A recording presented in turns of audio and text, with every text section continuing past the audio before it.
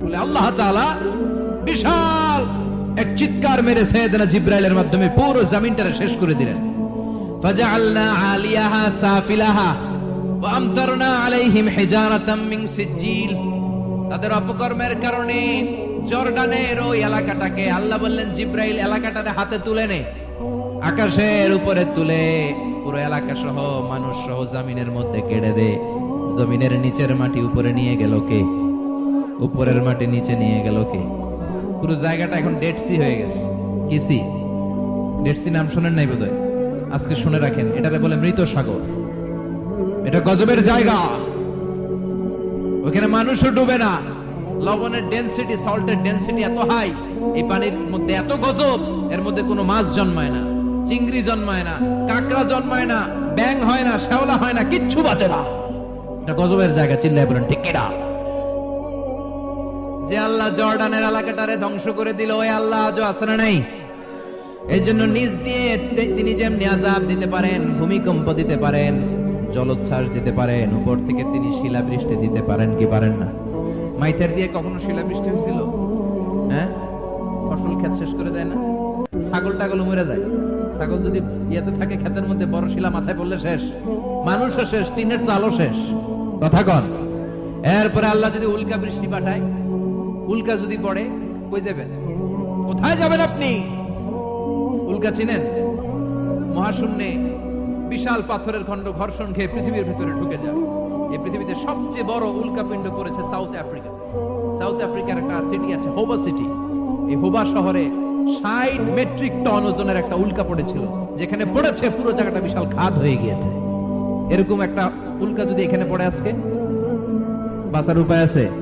যে বিল্ডিং এ আমরা থাকি, রাতের বেলায় ঘুমাই আর ধুম্মা চলে ধুম দেখি রাতে, ওই বিল্ডিং এ যদি একটা পড়ে, কথা কন, ডান্স ক্লাব গুলার উপর যদি পড়ে, পতিতালয় যেগুলা আছে ওগুলা যদি পড়ে, যেই হোটেল গুলার মধ্যে আকাম কুকাম হয় ওইটার উপর যদি পড়ে, নাকি আল্লাহর এখন দেওয়ার ক্ষমতা নাই? কথা কন। তার মানে বেঁচে গেছো, পার পেয়ে গেছো মনে করো না, নিজ দিয়েও আযাব আছে, উপর দিয়েও আযাব আছে। চিল্লায় বলেন ঠিক কিনা? এজন্য ভয় পেতে হবে একজন সত্তাকে, তিনি কে? সব ক্ষমতার মালিককে।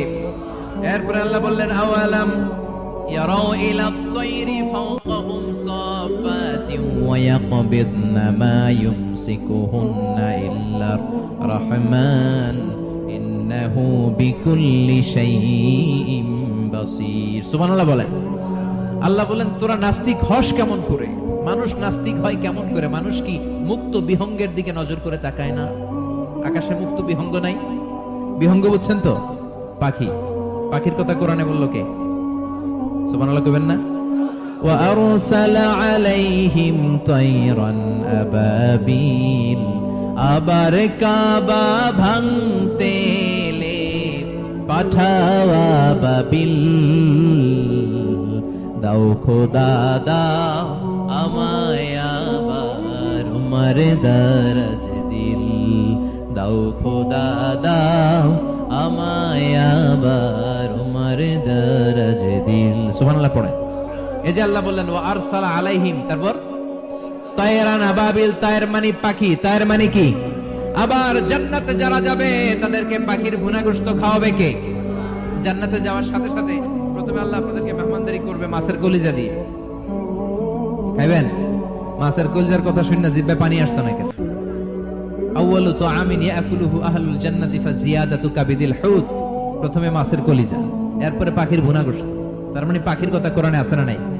আবার সাইয়েদনা সুলাইমান আলাইহিস সালামের একটা পাখি ছিল, এটার নাম কি ছিল? হুদহুদ পাখি।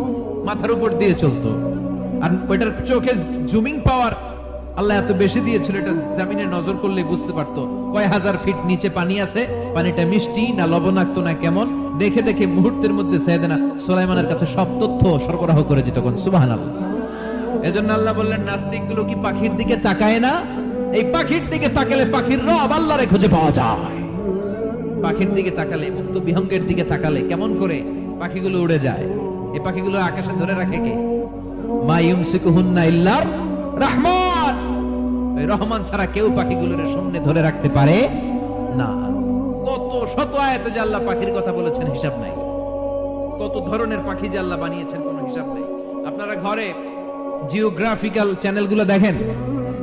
হ্যাঁ, না জি বাংলা দেখেন? স্টার জলসা, কিরণমালা, কি দেখেন? জিওগ্রাফিক্যাল চ্যানেল দেখবেন। ওখানে দেখবেন একটা পাখি আল্লাহ তৈরি করেছে, পৃথিবীর সবচেয়ে ছোট পাখি, নাম হলো হামিং বার্ড। কি নাম? The smallest bird ever in the world. সবচেয়ে ছোট, এটা প্রাপ্তবয়স্কে 3 থেকে 5 ইঞ্চি লম্বা হয়।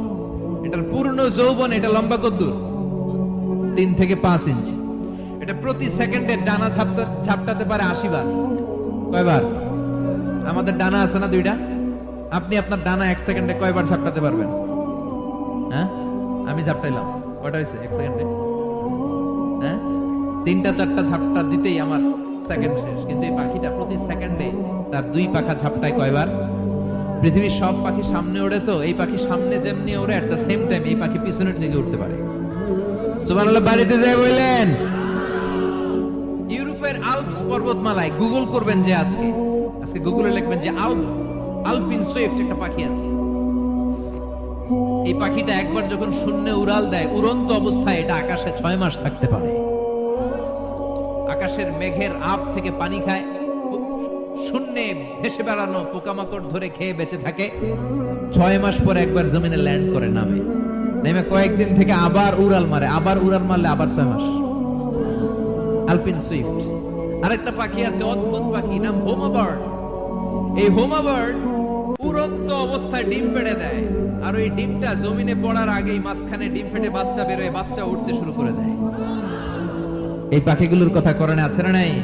এজন্য আল্লাহ বললেন, আওয়ালাম ইয়ারাউ ইলাত তায়রি ফাওকাহুম সাফাতিন ওয়া ইয়াকবিদনা মা ইউমসিকুহুন্না ইল্লার রাহমান ইন্নাহু বিকুল্লি শাইইন বাসীর। আল্লাহ বললেন, নাস্তিকগুলো কি পাখির দিকে নজর করে তাকায় না? পাখির দিকে নজর করে যদি তাকায়, তখন পাখির রব আল্লাহরে খুঁজে পাবে। চিল্লায় বলেন ঠিক কিনা? পাখিকে আরবিতে বলে তয়ের। সবাই বলেন পাখির আরবি কি? বিমানের আরবিও তয়ের। পাখি আরবি যা, বিমান আরবিও। এই পাখি নিয়ে গবেষণা করে বিমান বানাইছে। সুবহানাল্লাহ কইবেন না? আমরা বানাই নাই, আমরা তো খুশাখুশিতে ব্যস্ত। আমরা আছি ফতোয়া নিয়ে ব্যস্ত। তুই 20 কারণে কাফের, তোর চাচা 90 কারণে কাফের। তোর চাচা মরলে যেই জায়গায় কবর দেয়া হবে, ওই কবরের মাটির উপরে যে ঘাস উঠবে, ওই ঘাস যে গরু খাবে, ওই গরুর দুধ যে খাবে, ও কাফের। আছে না নাই? খালি কাফের ফতোয়া দেয় ব্যস্ত। আমরা ফতোয়া নিয়ে রইলাম, আর ওরা সব আবিষ্কার করে ফেললো। উইলবার রাইট আর অরভিল রাইট, এই 2 ভাই 1903 সালে এই বিমান আবিষ্কার করেছে, এই আয়াতের উপর গবেষণা করে। আওয়ালাম ইয়ারাউ ইলাত তায়র। ওরা কি পাখি নিয়ে ভাবে না? আমাদের তো ভাবার সময় নেই, আমরা আছি মদ নিয়ে আর নারী নিয়ে আর জুয়াবাজি নিয়ে। চিল্লায় বলেন ঠিক কিনা? এমন অনেক মন্ত্রীদের হোটেল আছে যেখানে পতিতালয়ের আড্ডাখানা। চিল্লায় বলো ঠিক কিনা? মুসলমান রাজ মদ আর নারী নিয়ে ব্যস্ত, আর ইহুদি খ্রিস্টানরা আমাদের সব ঐতিহ্যকে ধারণ করেছে। উইলবার রাইট অরভিল রাইট গবেষণা শুরু করে দিল। পাহাড়ে শুয়ে শুয়ে 2 ভাই খালি পাখির ছবি আঁকে, কেমনে পাখিগুলো ডানা ঝাপটা মেরে ওঠে, কেমনে নামে। গবেষণা করতে করতে করতে প্লেন বানায় ফেললো 1903 সালে। আজ থেকে 100 বছর আগের স্টোরি শোনাচ্ছি আপনাদের।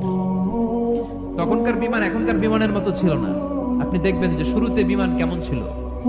শুরুতে ভাঙ্গা চূড়া 2টা পাখা নিয়ে একটু উড়ে আবার ধপাস করে পড়ে, কিন্তু আশা হারায় নাই, আবার উড়ে ধপাস করে পড়ে। আমেরিকাতে সুবিধা করতে পারেনি। ফ্রান্সের এক কিং তাদেরকে ডোনেট করেছে বিপুল অঙ্কের টাকা দিয়ে। তারা প্রথম ফ্রান্সের একটা শহর থেকে আরেকটা শহরে পৃথিবীর প্রথম প্যাসেঞ্জার প্লেন নিরাপদে ল্যান্ড করেছে। মানুষের উড়ার স্বপ্ন সফল হতে শুরু করলো। এখন বিভিন্ন ধরনের বিমান একটার পর একটা শুরু হয়েছে। এই পৃথিবীর সবচাইতে দ্রুতগামী যে বিমানটা আগে ছিল, নাম ছিল কনকর্ড, যাত্রীবাহী বিমান। এটার পরে এখন একটা বাইরে হয়েছে বোম সুপারসনিক। কি নাম? Bomb supersonic. এত স্পিডে চলে, এই মাত্র দেখলেন এদিকে, এরপর দেখবেন নাই ওইদিকে। সুবহানাল্লাহ পড়েন। কি বিশাল বিশাল ডবল ডেকার গুলো নিয়ে শূন্যে উড়াল দেয়। A3 এয়ার বোয়িং A380 বর্তমান পৃথিবীতে সবচেয়ে বড় প্যাসেঞ্জার বিমান। কার্গো বিমান তো এগুলোর 7-8 ডবল বড় হয়। I'm talking about the passenger plane A380। 525 জন যাত্রী নিয়ে এটা শূন্যে উড়াল দেয়। 525 জন যাত্রী, কেবিন ক্রু, পাইলট, বিমানের ওজন, খাবার দাবারের ওজন, ফুয়েলের ওজন, 525 জনের লাগেজ টাগেজের ওজন, এই সব নিয়ে শূন্য উড়াল দেয়। সুবহানাল্লাহ কইবেন না?